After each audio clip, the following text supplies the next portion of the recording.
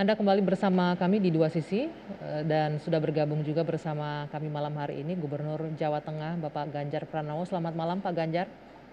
Ya, selamat malam Mbak. Ya, Pak Iwan juga masih bersama kami ya. Saya mau ke Pak Ganjar terlebih dahulu sebelum kita lanjutkan yang tadi Pak Iwan.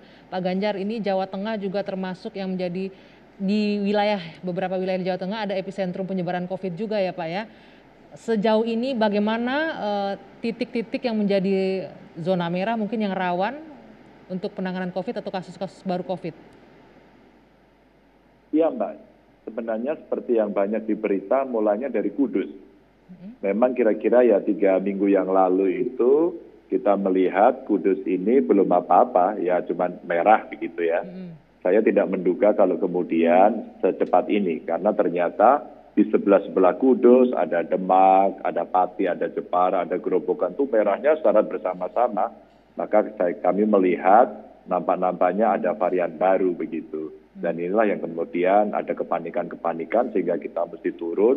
Saya buat kantor di sana, Kapolda, Pangdam membantu hampir tiap hari begitu ya. Sampai kemudian dari Panglima TNI, Kapolri, BNPB, Menkes turun semua, bahkan sore tadi juga dari sana. Jadi yang kita waspadai sekarang sekitar Kudus Raya, terus kemudian ada di Brebes dan Tegal. Ini 2 daerah yang sekarang menjadi amatan kita secara intens gitu. Nah, untuk hari ini saja di Jawa Tengah kita lihat angkanya lumayan naik ya Pak Ganjar, dari 500-an kasus baru ya dibanding kemarin. Ini rata-rata apakah sudah juga terdeteksi untuk varian baru dari COVID di wilayah Anda? Udah, jadi sudah di-launch kan, kalau yang di Kudus itu ada varian Delta itu, maka kemudian kalau kita melihat kondisinya ya rasa-rasanya para pakar menyampaikan ini varian yang penularannya cukup cepat begitu ya. Dan ternyata memang berdampak pada rumah sakit, berdampak pada aktivitas sosial, sampai kemudian berdampak pada bagaimana kemudian kita menindaklanjuti ketika kemudian banyak pasien yang juga meninggal begitu ya. Oke. Pak, tadi kalau kita bicara soal di Jawa Barat, bed occupancy rate-nya itu mencapai 84%. Nah, kalau untuk di Jawa Tengah sendiri seperti apa rata-ratanya Pak? Karena saya sempat baca di Solo bahkan ICU-nya sudah sampai 90% untuk bornya. Di beberapa daerah lain juga di atas 80%. Kalau rumah sakit, wow udah Mbak, di Kudus itu kemarin sudah 100%. Rumah sakit berikutnya saya tengok 100%, waduh udah mengerikan semuanya. Kalau kita melihat ICU kita per hari ini 68,19% itu terpakai. Terus kemudian untuk isolasinya 78,65. Semuanya sudah alert ini.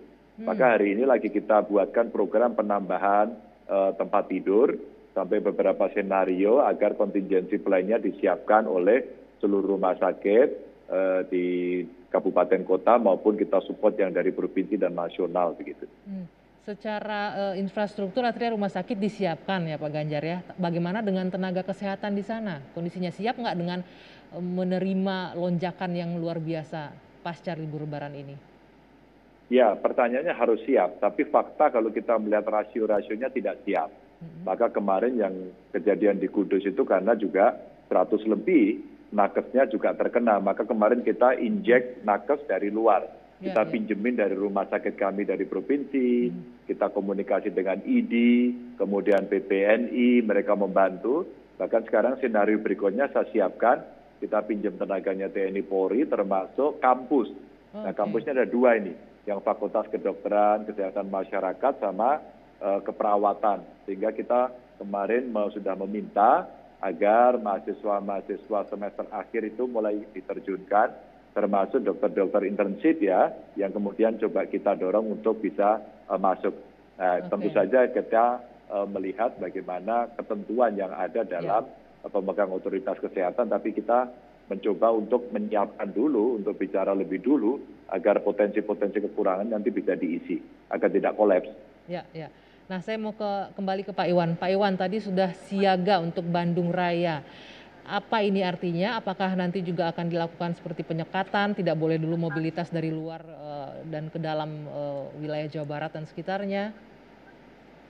Ya, tentu saja pembatasan itu adalah yang akan kita lakukan. Yang pertama, tahap pertama Pak Gubernur sudah menghimbau bahwa sebaiknya yang akan berkunjung ke Bandung Raya ditangguhkan lah, kurang lebih seperti itu. Jadi kemudian juga tempat-tempat wisata gitu, kita untuk sementara kita tutup sampai dengan terjadi situasi yang lebih baik. Karena terus terang bahwa di Bandung Raya ini rasanya sekarang dilingkari. Jadi kalau Kota Bandung sendiri, kalau kita melihat zonanya itu zona oranye sebetulnya, tetapi Kabupaten Bandung dan Kabupaten Bandung Barat itu merah. Nah, tempat-tempat wisata itu adanya adalah di sekeliling Kota Bandung, tetapi pastinya akomodasi, terus kemudian restoran itu ada di Kota Bandung. Jadi ini mobilisasinya nggak bisa kita cegah. Nah, oleh karena itu memang kita sudah mengeluarkan surat edaran. Yang pertama adalah dari sisi Fasyankes mau tidak mau bahwa Bandung Raya itu harus meningkatkan gitu ya kapasitas tempat tidurnya. Tetapi kita pun inginnya dari hilir gitu. Mohon maaf, dari hulu. Jadi dari hulunya kita mau tidak mau bahwa level PPKM mikro ini harus kita terapkan, harus kita perketat. Jadi semua kita bergerak dari hulunya terlebih dahulu sampai hilir. Hilir adalah terkait dengan Fasyankes tadi yang telah disampaikan bahwa bed kita tingkatkan, perawat atau tenaga medis kita juga harus tingkatkan. Karena kalau kita meningkatkan kapasitas ruang rumah sakit, artinya harus diikuti dengan fasilitas dan SDM-nya, kurang lebih seperti itu. Ya, baik. Pak Iwan. Nah ini yang barangkali yang saat ini sedang kita galakan gitu di Bandung Raya ini. Pak Iwan, untuk penyebarannya sendiri dan juga dari hasil tracing ini rata-rata penularannya disebabkan dari mana awalnya Pak Iwan? Ya, yang kami amati pertama adalah memang ini awalnya dari rumah gitu ya. Jadi kalau kita melihat barangkali ketika liburan panjang ini banyak bersilaturahmi gitu. Kemudian setelah itu kan kantor kita masuk gitu ya. Kantor kita tetap dibuka walaupun dalam kapasitas yang terbatas. Kala itu kurang lebih di angka 70%. Nah, ketika masuk ke bekerja dari kantor, disitulah terjadi penularan kembali. Oleh karena itu barangkali pernah mendengar di kantor pemerintah Provinsi Jawa Barat di Gedung Sate, kasus terjadi di sana. Tetapi kalau kami trace gitu ya, ternyata juga keluarganya juga banyak. Jadi tidak ansih bahwa mereka adalah tertular di kantor, tetapi awalnya berawal dari keluarga, lalu kemudian dibawa ke kantor, di kantor terjadi penularan. Kurang lebih ininya seperti itu. Baik Pak Iwan, terima kasih. Berarti ada klaster keluarga juga di sana. Dokter Erlina, kita sudah mendengarkan penjelasan dari untuk wilayah Jawa Barat, Jawa Tengah, juga mengenai keterisian rumah sakit yang cukup tinggi, lebih dari 70%. Ini artinya secara sederhana agar masyarakat penonton kita mengerti apa itu, Dok? Maksudnya? Ya, jadi sudah sebahaya apa COVID ini? Saya kira kalau keterisian rumah sakit sampai 80% ini adalah angka yang sangat serius dan membahayakan. Saya kira kenapa?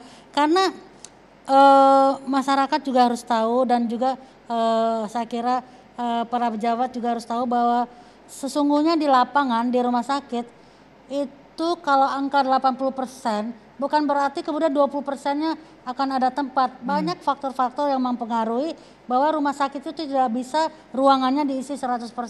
Contohnya, kalau yang tersisa misalkan ada 10 tempat tidur, yang 8 tempat tidur sudah terisi tinggal 2. Nah, itu bisa jadi yang 2 itu jatahnya adalah pasien perempuan. Maka kalau ada pasien laki-laki masuk, nggak bisa masuk. Dan kadang-kadang suatu ICU ada dikatakan 10 tempat tidur, tetapi mungkin ventilator yang berfungsi hanya 9. Jadi bukan berarti bisa 10 tempat tidur, 10 tempat ya? tidur akan 10 pasien bisa masuk. Jadi angka 80% itu sangat tinggi. Kalau kita melihat di lapangan seperti apa. Belum lagi ya, biasanya rata-rata pasien sekarang ini kan kondisinya berat, butuh oksigen. Nah, titik-titik oksigen itu juga ada keterbatasan. Jadi jangan merasa senang 80% masih ada 20%. Enggak, 80% itu ada angka psikologis yang menurut saya angka yang tinggi.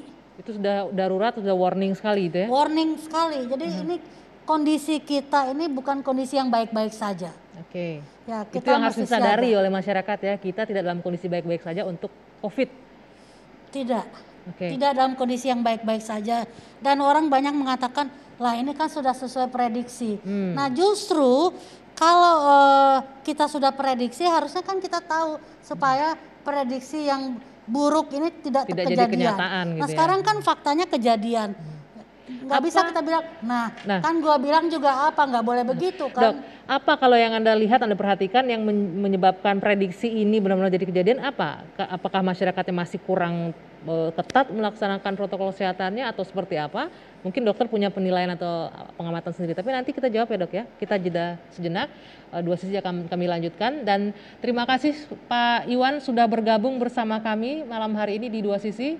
Sehat selalu. Pak Gubernur masih tahan bersama kami ya Pak ya. Nanti usai jeda kami akan lanjut dengan Pak Ganjar Pranowo. Saat lagi di Dua Sisi.